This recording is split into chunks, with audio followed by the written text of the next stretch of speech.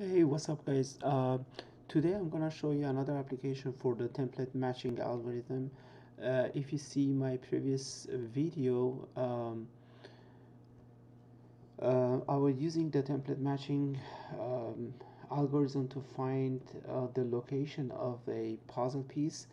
But today I'm gonna use this algorithm uh, in a dynamic environment. For example, I use the web camera to find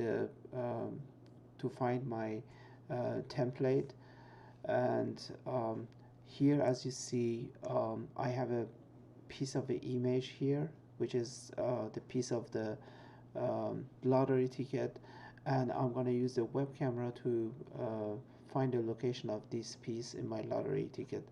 Without any further ado, let's get started. Let me minimize this one and run the program. Here you go. As you see,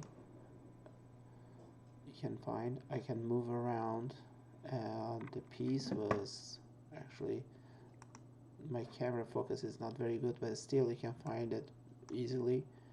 I think if I go a little bit further, anyway, yeah, that's it. Thank you very much for watching my video. Please thumb up and um, subscribe to my channel, and until next video, see you, bye.